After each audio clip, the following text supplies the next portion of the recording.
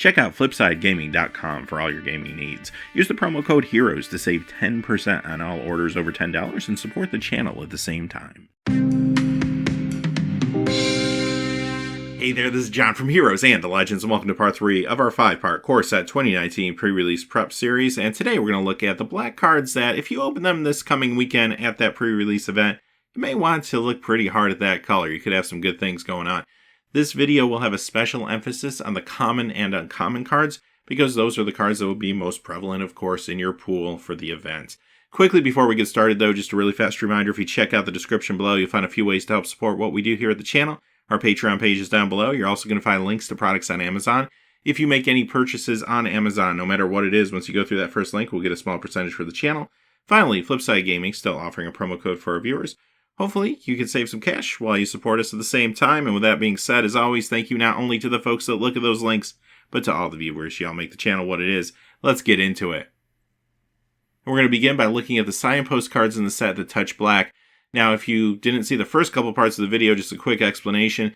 A lot of times Wizards will put gold cards in the set, usually 2-color cards that are uncommons that they refer to as signpost cards. And they are indicators of what the 2 colors are trying to do together. You'll find a number of cards within those individual colors that work well with that particular synergy. However, it might be more important to know these synergies for draft compared to sealed, but I do think it is still good to be in tune with this for sealed to look for interactions within your sealed pool. The first is Regal Bloodlord, that is in white and black, and of course, white and black has a life gain matter synergy going on, so you'll find a number of cards that will give you life and some payouts for that life, where you'll actually get some sort of benefit when you do gain life. Over in Dimir colors, blue-black, you have Psychic Symbiote, and that really encompasses what those colors are trying to do, typically control, but specifically in this set, black has a lot of discard effects, blue has a lot of draw effects. This card again embodies those effects. Brawlbash Ogre in the Rakdos colors, red and black. Red and black are doing something I always think is fun. It's a sacrifice for benefit mechanic, so it's an aristocrat style deck, if you've heard that term before.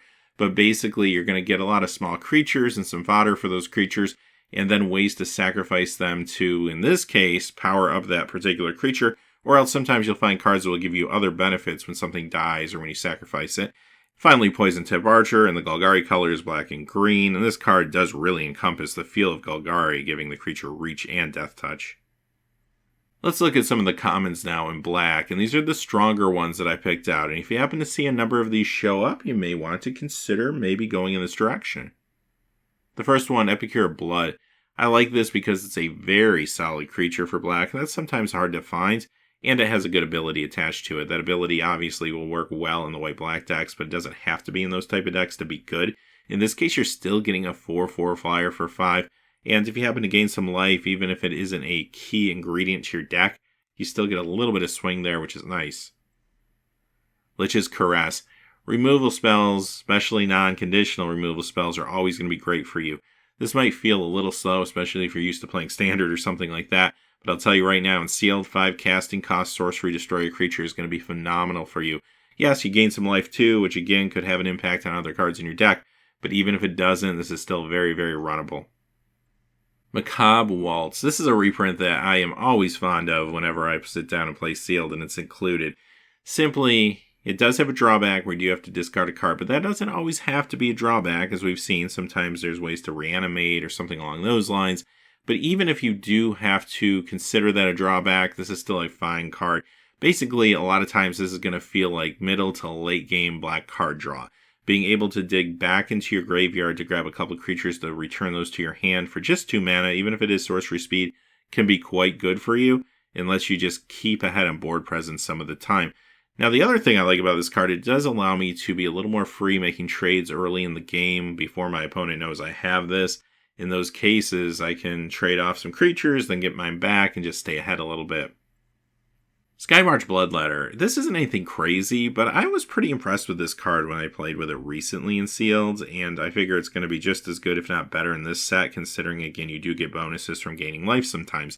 You look at this and you say, well, okay, a 3-drop, 2/2 flyer, nice little curve filler, but I'll tell you, compared to other 3-drops in a lot of formats, including this one, I think, this feels a tad bit ahead of curve with that evasion, so this always seems to overperform for me.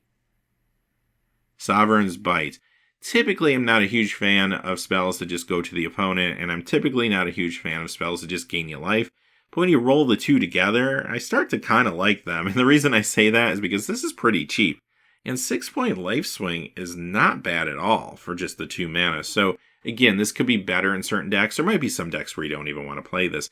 But especially if you're more aggressive and you can get some early damage across by creatures or burn spells and then perhaps finish off a game with something like this, it could be decent. Considering it's a common, you might even be able to get 2 or 3 in your deck. Strangling Spores. Well, here's another removal spell. This one, giving -3/-3, is not going to deal with every creature, but it does speed up a little bit here. It only costs 4, and it's at instant speed. You'll be really happy to play this. It's going to deal with a lot of important threats, especially early on. Next, we'll look at some strong uncommons you might come across in black. First one, of course, Murder. Unconditional removal spell. It only costs 3. The only drawback to this is just simply the fact that it's 2 on color. It's not as splashable as many other cards, but who cares? This thing's awesome. Reassembling Skeleton. I like this particularly in this set if I'm in Rakdos because I could be doing the sacrifice for benefit where I can sack this and bring it back, sack it again, so on and so forth. But even if I'm not doing that, sometimes just holding back my opponent's best big creature that doesn't have trample or evasion is really good because this can block, just come back for 2. It's kind of a weird take on regeneration in some ways, but it can be a very persistent and annoying card. Rise from the Grave. This is a great reprint. Always happy to play this card. Look at it this way. Just in a vacuum, you're taking the best creature out of any graveyard and putting it in play under your control for 5 mana. Especially later in the game, if there's a bomb creature available, that could be a huge swing. Now, aside from just that, this particular set does have synergies with discard effects, for example. Maybe you can make your opponent discard something good and steal it later. There's synergies with zombies, so I do think, again, this card gets a little bit better even in this environment. Vampire Sovereign. This is a really solid creature. It has evasion with flying. It's a 3/4. It stands up to lightning strikes. For 5 mana and limited, especially in sealed, I'm going to be really happy to play this. It also gives you a pretty decent life swing. And like we've been talking, that is significant enough to matter on its own. Plus, there's many times when you might have something that will work well with this. Okay, the last thing we're going to look at are some bomb rares and mythic rares. I usually like to tell people, look at your rares first when you open your sealed pool, but don't get too attached to them. If you open an amazing rare or mythic, but the rest of the cards in that color are bad, that might not be the direction you want to go in. However, if you open one of these bomb rares and the rest of your cards are decent, these could lead you down a certain path. Demon of Catastrophes. This is one of those cards that's maybe high risk, high reward, because if your opponent has an answer for it, you're going to set yourself back a little bit. But so many times you're going to play a 2-drop and then on turn 4 get this out and have a 6/6 flying trample creature. If your opponent doesn't have an answer, you might steal a game. Graveyard Marshal. I just love all the upside here. First off, 2 casting costs. Granted, 2 on color. Maybe it's more like a 3-drop some of the time compared to a 2-drop. But it does come in as a 3/2. It's a zombie, which might matter. But then that ability, though, a black and 2, exile a creature card from your graveyard and you get a 2/2 black zombie creature token. It does come in tapped, which is a little slow, but you know what? Who cares? Because when you play a drawn-out game of sealed, which happens more often than not, it feels like sometimes, then you need to really think about how you're going to maximize your resources. This is one of those maximize your resources cards. Things that died during the course of the game can come back in the form of 2/2 zombies, and maybe, just maybe, allow you to pull ahead on board state and get out of a board stall. And finally, one mythic we'll look at, Bone Dragon. Just a solid flyer and sealed. Like if you get this, 5 casting cost, 5/4 flyer. Again, very durable. 4 toughness is always nice. And that ability will be relevant because, again, sealed games tend to sometimes get a little grindy. And you will have a number of cards in your graveyard. So there are moments where this could come back once, maybe even come back twice. If this thing is coming back twice, you probably won the game.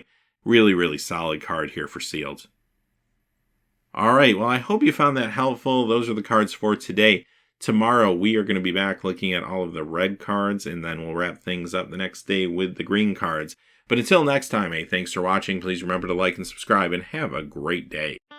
Hey, thanks for watching. This video is made possible by the generous support of viewers like you on Patreon. Check out the description below for links to our Patreon page as well as our Amazon affiliate store, where a small percentage of all sales will also help support the channel.